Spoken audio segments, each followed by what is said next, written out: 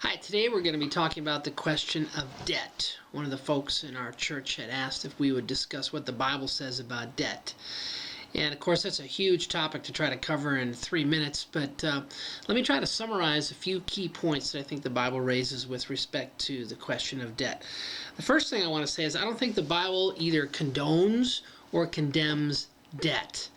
I think there's a general understanding that runs throughout the Bible that borrowing money, lending money, earning interest, even all are sort of practical measures that are part of the functioning of life in a fallen world. So I don't think the Bible neither condemns nor condones it. At the same time, the Bible does give us some key principles about how to deal with debt. And let me just walk through a couple of them. I think that the first thing I want to point out is that Romans 13:8, which is most commonly seen as a verse that seems to condemn all forms of debt, is probably not condemning financial debt, exclusively at least.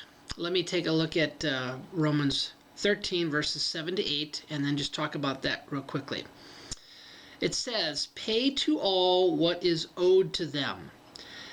Taxes to whom taxes are owed, revenue to whom revenue is owed, respect to whom respect is owed, honor to whom honor is owed.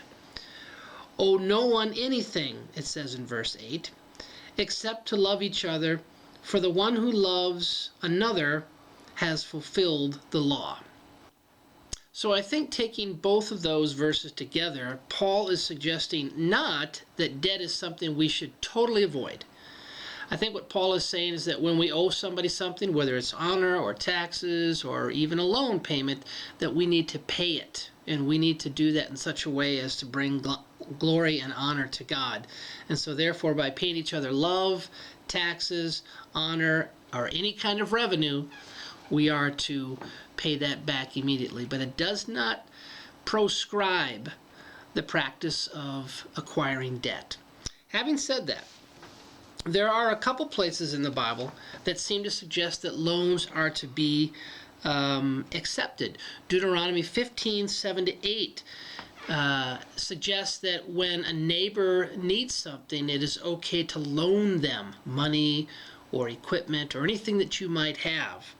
That's more of a personal situation, or more of a personal relational thing, but at the same time in Matthew 25:27, when Jesus is offering a parable, he also assumes, this is the parable of the talents, he's also assuming that there's interest to be made on certain things. So he indeed seems to be supporting the notion that a banking industry exists. He's not necessarily saying that the banking industry is good, but he's also not denying that the banking industry ought to exist. So there is a sense, even in that parable, where the banking industry is understood as functioning in our fallen world, and therefore there are certain practices that we just sort of accept.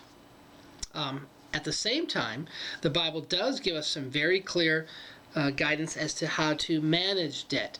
For example, in Psalm 37:21, it's very clear that those people who do not repay their loans are considered wicked. So that also assumes that loans are to be had. Therefore, borrowing is a practice that is acceptable. However, if somebody has borrowed money, they are to pay off those loans, and if they don't, they're considered wicked. In Proverbs 13:11, it suggests that borrowing money in order to make money is not exactly supported by the Bible. The text says, "Dishonest money dwindles away, but he who gathers money little by little makes it grow." It seemed to imply that making money the old-fashioned way is what the Bible supports, and borrowing money in order to make money might be seen as a practice that is not akin to a biblical idea.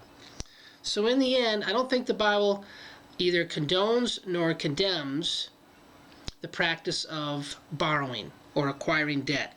At the same time, the last thing I want to say is Proverbs 22:7 says this, "The rich rules over the poor, and the borrower is the slave of the lender." So if there's any principle that I think drives throughout the Bible on loans, borrowing money, it is this: minimize the opportunities. When needed, by all means, borrow money, but pay it back as quickly as possible, because those who owe money are going to be enslaved to those who've lent it. And anywhere where we enslave ourselves, we are hampering a life that God has provided to give us freedom in all ways, so that we can worship Him freely, we can give freely, we can tithe generously and gratefully, and do so with cheerful hearts and not be bogged down by debt. So I hope that helps. If you have any questions, feel free to contact me. Thank you, and God bless you.